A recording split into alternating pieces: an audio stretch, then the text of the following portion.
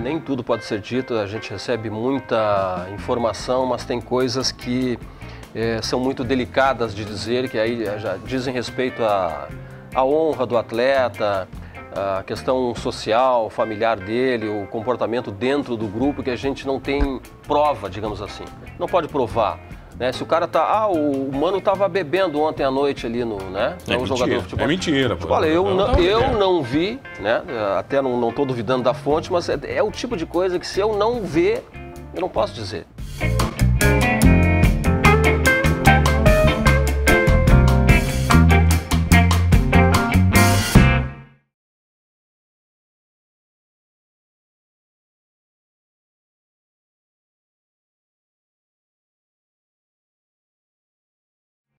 Mais de 40 anos de história. O cara é um monstro sagrado do esporte aqui na região sul de Santa Catarina. Eu tenho o prazer de receber o grande bruxo J. Éder para um papo. Que prazer, meu cara. Prazer, mano. Prazer estar aqui nesse programa que cresce a cada dia. A gente vê que as pessoas admiram. Para mim é um prazer estar aqui contigo. Vem cá, 40 anos de história já na comunicação? Quase 41. Quase já. 40? Setembro é 41 já. E começou querendo fazer esporte, Jota?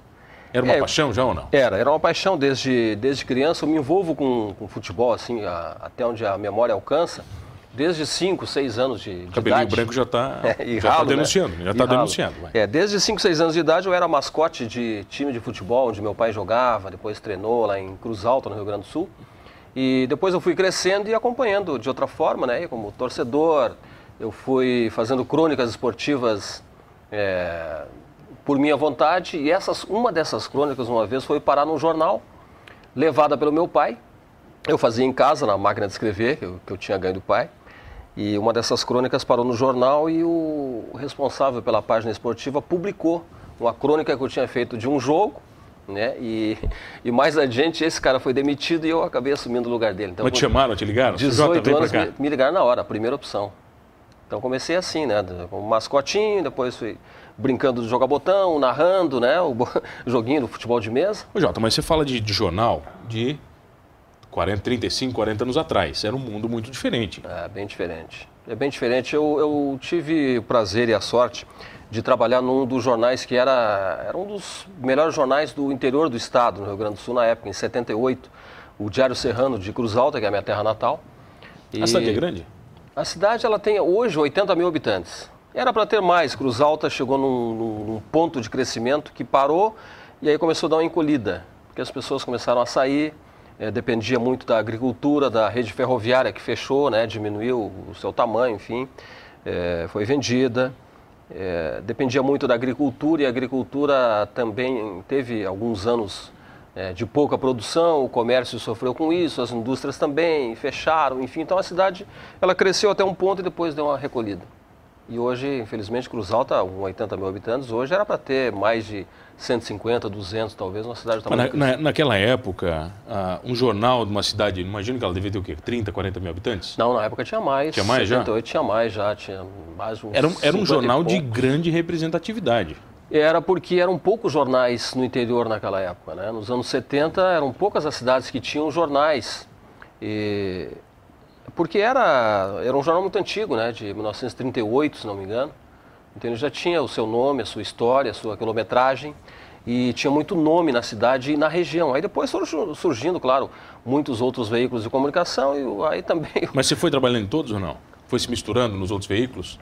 Não, eu com um ano de profissão, 78 para 79, eu fui convidado para trabalhar num jornal em Chapecó, o jornal que estava abrindo lá, era um jornal que já existia em Passo Fundo, abriu uma filial em Chapecó, e o gerente do jornal de Cruz Alta foi convidado, ele assumiu lá em Chapecó, e aí ele começou a montar a equipe dele, entre eles eu, né? Então com 19 anos eu já estava morando fora de casa, trabalhando já, né, profissionalmente para sobreviver, né, sozinho. Em Chapecó, que é uma cidade que eu não conhecia, eu fui embora para lá, fiz a mala e fui embora. Não fui lá na cidade conhecer, olhar. Não pensou, não olhou nada antes? Não olhei nada, peguei, fiz a mala e fui direto. Tinha lugar para morar? Já? Menos mal, não. Tinha porque já tinha ido uma turma na frente, já tinha lá uma casa, né, que alguns membros do jornal moravam, então tinha um cantinho lá para mim. Mas menos mal que eu tive uma simpatia assim grande por Chapecó no começo, e aquilo ali amenizou aquele, digamos que pudesse ser um trauma inicial de uma troca de cidade com 19 anos e ir sozinho. Mas agora eu falo para você morar em Chapecó, mas morar para quem trabalha com jornalismo não interessa muito, né? Jornalista mora no jornal. Mora no jornal, né? Ele dorme em algum lugar, né? De vez em quando, não é? Mais ou menos isso? É assim até hoje, né? Porque independente do que a gente faça, a gente passa mais tempo fora de casa. E eu costumo dizer que a rádio, ou o jornal, ou a televisão, né? Eu trabalhei muito tempo em televisão também. Costuma ser a nossa primeira casa e a segunda casa é aquela que a gente dorme todo dia, né? Quantos veículos você já trabalhou? Você tem noção?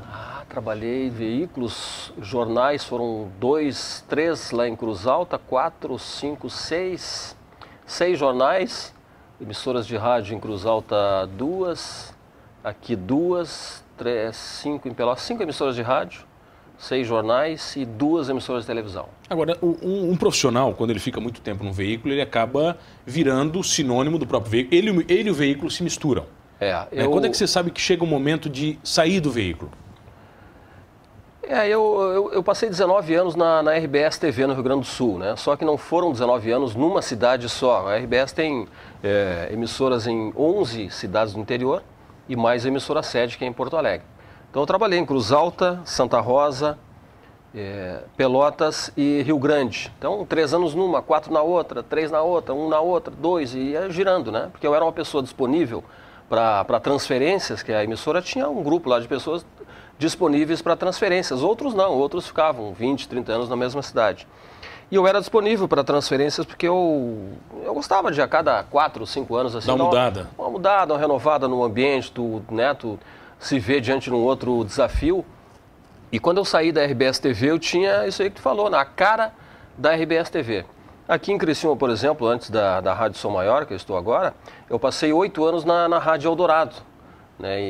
E algumas pessoas até já me viam assim, eu falava Eldorado, lembrava de mim ou de outros colegas, enfim. A voz, né? Você escuta a voz, você já sabe, você vai no link, né? Sabe que esse negócio da voz é interessante porque teve uma época aí que o meu filho, que tem 16 anos hoje, ele tinha na base de 10, 12 anos e a gente ia para a praça, Nereu Ramos, trocar figurinhas do Campeonato Brasileiro ou da Copa do Mundo, né, com as pessoas. E eu chegava lá na praça e começava a conversar, tem aquele jogador tal, do time tal. E as pessoas, tu não falava quem era. Tu não é da rádio, por acaso? Entendeu? Então, pela voz, a pessoa já manchava, porque aqui em Criciúma tem um negócio fantástico, assim, pra gente que trabalha com comunicação. As pessoas valorizam muito, se interessam muito. Eu, quando fiz o trabalho de repórter da galera, durante 8 anos na Rádio Eldorado, eu chegava no pátio do estádio, Heriberto Wilson, as pessoas me perguntavam assim, quem é que vai narrar o jogo hoje? É o Mário Lima ou é o Dante? Eu achei que o cara estava mais interessado em saber quem é que ia jogar.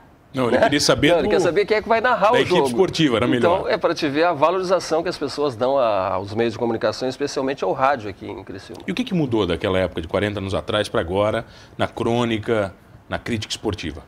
Na crônica esportiva, digamos assim, o veículo rádio, que eu faço hoje, mudou muito a questão técnica, né? Questão técnica. Você eliminou o cabo, aqueles cabos enormes, ele tinha que carregar... Da transmissão, você fala, do processo. Isso, o processo de transmissão, a questão técnica, né, evoluiu bastante. Você fala com sem fio hoje. Antes você tinha que carregar uma mala enorme. Não, o pessoal lembra, não vai muito longe. Quando acabava o jogo de futebol, saía o pessoal correndo igual os loucos, os repórteres. Tropeçando nos cabos. Tropeçando no cabo. E um cara desenrolando o cabo, pô. E às vezes não dava, né? Não dava, até chegar no meio do campo. Pô, era uma loucura aquilo. Nem sempre dava tempo. Então era uma evolução que houve, foi a questão técnica, né? E eu vejo assim que a questão de como as pessoas acompanham o futebol hoje, hoje tem muitas plataformas, né, para você acompanhar. Antes era o radinho de pilha, que também passa pela questão técnica. No máximo obviamente. Você jogava no juiz e ficava sem rádio no meio do jogo. Jogava, hoje para jogar já é mais complicado. E hoje eu acompanho na internet, acompanho no celular, acompanho, né, de várias formas, né? Você estava fora da cidade, era difícil acompanhar, porque o rádio não pegava, né, muito longe. Hoje você pega em qualquer parte do mundo pela internet.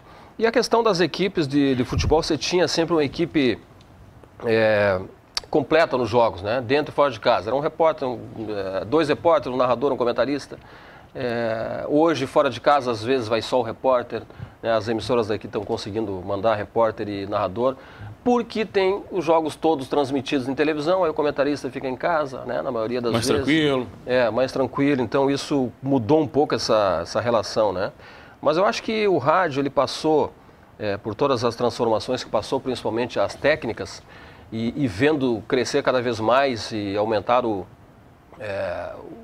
a televisão, né, o alcance da televisão, e a televisão cobrindo tudo, e a internet surgindo, né, uma velocidade impressionante, com várias opções, e o rádio foi sobrevivendo a tudo isso, né? Eu acho que o rádio é um veículo muito interessante, né, muito prazeroso assim de fazer, porque você faz o rádio de qualquer lugar, né, por telefone, ou você instala seu equipamento e fala de qualquer lugar. Hoje é muito fácil. O né? rádio é fácil de fazer. É, muito fácil de fazer. E as pessoas gostam de ouvir rádio.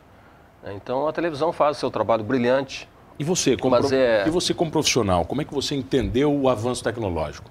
O avanço tecnológico foi uma questão de se adaptar, né? Adaptar ou morrer, Jota, mais ou menos isso? Exatamente. Algumas coisas a gente resistiu no começo, mas depois de um certo tempo a gente viu que era inevitável, né? Resiste, então, não aceita, briga, faz propaganda contra. Então hoje o negócio é se adaptar e tudo é bem-vindo e a gente tem que abraçar tudo e dominar nessa tecnologia para poder mostrar o melhor através dela. Vamos falar um pouquinho na volta, pode ser? Vamos lá. Eu tenho o prazer de receber comigo no programa Humanos de hoje, ele que é um clássico do jornalismo esportivo do sul de Santa Catarina e do Rio Grande do Sul, J. Éder. Fica comigo que eu já volto. Voltei aqui no programa Humanos e você já sabe, comigo, Mano Dal Ponte, 2 entrevistas inéditas todas as noites aqui na RTV, canal 19, 53.1 e no 20 da NET para quem está em Criciúma. Perdeu o programa Humanos? Fácil, www.rtv.net.br, você vai ver todos os programas ao vivo e no YouTube do Humanos Talk Show. Muito simples, sem H, inclusive essa entrevista com o J. Éder, um clássico do esporte. Pode ser que seja um clássico? Olha, pode, né? Para mim, elogio a gente não discute. Isso é cult, né? Jota. Elogio a gente não discute, né? A gente aceita. Você deu muita opinião que se arrependeu? Dei, né? Durante o começo, principalmente, durante 40 anos, né? E principalmente no começo, né? É que no começo a gente vai devagar, tentando, né, achar tentando ganhar o espaço, vai pegando confiança. Aí quando acha que pegou confiança, experiência, às vezes dá uma escorregadinha, né? Mas isso aí a gente vai aprendendo. Levou muita mijada? Não, porque eu sempre fui um cara assim, ó, eu estava dizendo um dia desse em casa, em que pese eu trabalhar com comunicação há quase 41 anos, eu sempre fui um cara muito tímido. E o cara de comunicação normalmente é expansivo, muito falante. Mas eu conheci muitos caras tímidos de comunicação. Então eu fui uma criança tímida, né? Eu fui um adolescente muito tímido também. Eu tinha vergonha que as pessoas falassem comigo. Na sala de aula eu não levantava o dedo para perguntar nada, para não me expor. Nem para ir no banheiro. Mas depois quando a gente entra nesse meio, a gente vai aprendendo a dominar a timidez e vai embora. Você tem fãs? Caras que gostam do teu trabalho? Tem. Pô, Jota, gosto muito de ti. Graças a Deus tem, a gente vê isso muito nas redes sociais, quando a gente faz as publicações, né, dos jogos que a gente cobre, das viagens que a gente faz, né, cobrindo futebol. E as pessoas se manifestam muito e isso é muito prazeroso. Acho que é isso aí que nos move, isso aí vale mais que dinheiro. Tem mais valor que o salário que a gente ganha, né, o reconhecimento. Aquele elogio à pessoa, tu é o cara, né? Essa expressão sai muito, né? Tu é o cara. Quando o cara diz tu é o cara, aí tu beleza, ganhei. Entrega todas as fichas para ele. Vem cá, no caso da cobertura esportiva, do futebol principalmente, em períodos ruins, né? A gente pode falar do Criciúma, alguns períodos, quando o clube está ruim, o que você faz é falar mal. E não é falar mal porque está falando mal do clube, você fala mal do momento, né? Você fala do momento. Como é que você consegue se manter bem em momentos ruins? A gente procura passar, no meu caso, como repórter, que tem que passar as informações do dia a dia do clube, a gente passa as informações, as avaliações são feitas pelos nossos comentaristas e pelo público, né, que recebe essas informações. Seu negócio é falar? O negócio é falar, é transmitir as informações, ir lá no clube buscar, trazer para o ar e entregar para o ouvinte, né, no caso do rádio. E aí ele faz as suas conclusões, né? A menos que de vez em quando eu participo de alguns debates, né, na rádio. Aí você emite uma opiniãozinha. Aqui mesmo na TV eu sou convidado de vez em quando a participar do programa do Mastelo, do Denis, enfim, à noite, né, do domingo. Então a gente tem que dar algumas opiniões, mas eu nunca fui polêmico para dar opinião, né? Até porque não é o meu estilo, mas a gente dá as nossas opiniões. E vale a pena, por exemplo, vale a pena e é permissível ser amigo de jogador? Eu já tive amigos, hoje não, né? Aqui no Criciúma a rotatividade é muito grande, o pessoal vem aqui, não dá tempo, né? Tu construir uma amizade. Eles constroem as amizades aqui porque o pessoal fora, né, a gente estando nos treinamentos, nos jogos, a gente não tem muito tempo para se relacionar com atletas assim ou com técnico, né, na questão social. Mas anos atrás, a gente era mais próximo dos jogadores. Hoje eles estão um pouco mais afastados. É tudo mais blindado no futebol. Isso, eles são mais blindados, eles se blindam, o clube blinda, então a gente não tem muito contato assim com o jogador na questão social, né? Mas eu já tive muitos amigos, muitos jogadores amigos no futebol, né? E muito prazeroso, porque não é uma coisa assim que tu leve e tu faz amizade com o atleta não por interesse em obter informações privilegiadas, né? É para amizade mesmo, uma coisa natural, mas hoje não tem muito essa naturalidade, né? E tudo pode ser dito, Jota? Tudo que você escuta? Ou Não. você tem que filtrar e dizer, não, peraí, eu acho que isso não é bacana eu falar? Não tem, nem tudo pode ser dito, a gente recebe muita informação, mas tem coisas que são muito delicadas de dizer, que aí já dizem respeito à honra do atleta, a questão social, familiar dele, o comportamento dentro do grupo, que a gente não tem prova, digamos assim. Não pode provar. Né? Se o cara o Mano estava bebendo ontem à noite ali né? É jogador de futebol. É mentira. Pô. Olha, eu não vi, né? Até não estou duvidando da fonte, mas é o tipo de coisa que se eu não ver, eu não posso dizer. O Mano saiu com alguém ontem, não vi também. O Mano foi mal no jogo, aí eu vi. Aí beleza. O Mano foi mal no treino, aí eu vi, aí eu posso falar. Mas a questão pessoal do atleta assim, é muito delicada de tratar. Comportamento até mesmo no futebol, dentro ali nas internas, dentro do vestiário, dentro da concentração. É bem delicado isso de tratar e a gente recebe informações. Inclusive eu ouço coisas aí de jogadores do Criciúma, mas tem coisas que a gente não pode. E como é que você trata a fonte, o cara que te dá a informação? A fonte tem que ser tratada com muito respeito e a fonte tem que confiar em ti, assim como ela confia no repórter para transmitir a informação. Tem informações que a fonte às vezes passa, mas não fala meu nome, segura hoje, não dá hoje, dá amanhã, ou dá semana que vem, ou não dá por enquanto, e aí tu tem que obedecer, né? Eu tenho informações aí do Criciúma, por exemplo, agora, né, que eu não posso falar porque a fonte diz, olha, segura porque eu estou vendo isso ainda, não tá, porque senão vai atrapalhar aquela coisa. Então fica louco para dar a informação. E a informação, né? E a relação do furo, da exclusividade, ela vem junto? E a exclusividade, ela acontece, não é toda hora, né? E tem a exclusividade, assim, de pequena repercussão, mas tem a exclusividade de grande repercussão, né?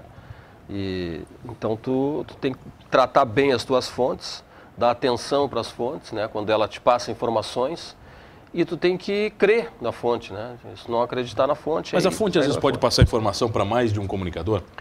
Aí já vira fofoqueira, né, Jota? É muito difícil assim ele passar para dois, por exemplo, aqui na cidade, né? A menos que o cara procure, o repórter procure essa fonte, né? Mas normalmente quando parte da fonte ela não dá para mais de um, não. Ela confia em alguém. Eu, por exemplo, tenho uma das minhas fontes que, aliás, todas praticamente, né? Assim elas te procuram, né? Digo, olha, eu tenho informação assim assada, se tu quiser dar uma conferida e tal. Mas a gente confere igual, né? Não é tirar da fonte lá e dar no ar. Você não vai jogar no ar, né? Tirou da fonte aqui, vai ali no clube, vem cá, como é que é o negócio assim, tá contratando o jogador tal e tal e tal. Não tô. Então, no meio do caminho tem que haver a checagem. Porque não adianta tirar da fonte e dizer, olha, o Criciúma está contratando o Mano. Aí eu vou lá e dou a informação. Aí o diretor vai rir da minha cara se ele não está tratando. Porque a fonte ela pode ter ouvido alguma coisa sobre essa contratação, mas não tem ainda toda a informação para me passar. Aí eu preciso ligar isso na fonte oficial, que é o diretor de futebol, por exemplo, hoje no Criciúma é o Maringá. Né? Digo, o Maringá está contratando o Mano. Digo, olha, nós conversamos, é um jogador que interessa, mas não tem nada por enquanto. Então aí tu juntou de dois lados e aí tu vai dar uma informação mais correta. Você já sabe quando estão mentindo para você? A experiência já te deu isso? Já, eu aprendi a... eu aprendi a detectar. Principalmente assim, né, a gente respeita muito todas as funções relacionadas ao futebol, mas tem algumas funções que têm os seus interesses, né, em passar informação e ver isso divulgado. Que é para daqui a pouco sentir a repercussão, ou para forçar uma barra, principalmente quem trabalha com atletas. Ou para valorizar um atleta, ou para realmente desvalorizá-lo, né? Não são todos, né, mas tem gente que faz isso, né, que lança assim uma isca para o repórter está louco pela informação, ele pega e dá. Se você é aquela coisa, se você não conferir a informação, você pode... Tem aquele cara que te liga que você já sabe, se nunca me ligou, pô, tá me ligando agora. O que o cara quer? Pois é, mas a gente dá atenção para todos, né? E claro, tem um filtro, né? Tem que aplicar o filtro ali e a partir disso procurar transmitir a informação o mais próximo da realidade possível. Mas já deu muito balão no ar. Ah, sim, isso aí é. E o futebol está muito propenso a isso, né? Já falou muita besteira, acho que a política também deve ser assim, não sei, não tem muito trânsito assim nos bastidores da política, mas o futebol tem muito disso, né? É por isso que tu vai aprendendo, a experiência vai te dando aquela condição de tu medir bem as coisas, né? E desconfiar de tudo, né? O repórter tem que ser Ele tem que ser desconfiado, Jota. Isso é uma qualidade dele. Tem que ser. Por mais que a fonte seja confiável, tem que desconfiar de tudo. E como é que você faz? Eu falei da qualidade do repórter de desconfiar de tudo, mas tem outra qualidade que o repórter tem que ter. Ele tem que ser chato. Ah, sim. Isso é verdade. Né? O repórter, se ele não for insistente, ele não for chato, não for cara de pau, ele não consegue nada. É isso aí. Aí entra aquela coisa que eu te falei antes, né? Da timidez. Às vezes a timidez, né? Como eu sou um cara muito tímido assim, a timidez às vezes não me deixa ser chato. Eu não gosto de ser chato, porque eu sei o que é isso, né? Porque tem gente que chateia a gente, né? Então, a gente procura de uma forma assim, né? Aí vai depender das palavras que tu usa com a pessoa, né? As palavras que tu usa, porque, por exemplo, um diretor de futebol de um clube, ele é muito assediado, né? Principalmente aqui em Criciúma tem muitos órgãos de comunicação que cobrem o clube. Qualquer entrevista coletiva lá 6, 7, 8 veículos de comunicação. No jogo ali até dá mais às vezes. Né? Dependendo da fase do clube, tem 11, 12 veículos cobrindo, como já teve. Né? Então, assim, o cara é procurado por muitos repórteres durante todos os dias. Né? Tem jornais, tem rádios, tem televisão, tem internet, nos portais, enfim. Então tu tem que ter uma chegada, um jeito de chegar na fonte, tu já sabe que muita gente já encheu o saco dele perguntando a mesma coisa. Né? Então o cara tem que ter assim o vocabulário correto para chegar e dizer, olha, eu não quero dar uma informação incorreta, por isso que eu estou te procurando e tal, aquela coisa. Aí tu vai dar uma valorizada no cara, dá uma enchida na bola dele e aí ele dá aquela... bem. Tem aquele cara que disse que só fala para você? Já aconteceu? Olha, só fala pro J. Éder. Não, difícil, nunca rolou isso. Não, difícil, J. Só fala pro J. Éder, não adianta falar Não, é difícil, não me lembro assim de um caso assim, né? Mas tem gente que gosta, né, gosta do trabalho, confia no trabalho, né? Então, a gente sabe que a fonte, as pessoas às vezes, tem gente com quem a gente tem relação mais frequente que a gente sente que tem uma certa satisfação, né, em trabalhar com a pessoa. Tu faz a coisa corretamente, transparente, tu respeita a pessoa, enfim, sabe o momento certo de abordar, né? Quer dizer, eu preciso dar uma informação às 6 da tarde, eu não vou incomodar o cara às 3 da tarde, para quê? Se ele está lá no treino, vendo o treino, enfim, numa reunião. Você já sabe que tem tempo. Se eu preciso entrar no ar às 6, por que eu não vou ligar para ele às 5h30? Já se incomodou muito como repórter no estádio? No sentido assim de pessoa... De pessoal vir te incomodar, o cara já mais passadinho. Algumas vezes sim. Algumas vezes o cara que dá aquela bebidinha a mais. Algumas vezes sim, mas a gente procura... também a experiência vai te dando isso, né? Tu detectar onde é que está o problema já, principalmente quando eu trabalhei no meio da galera, né?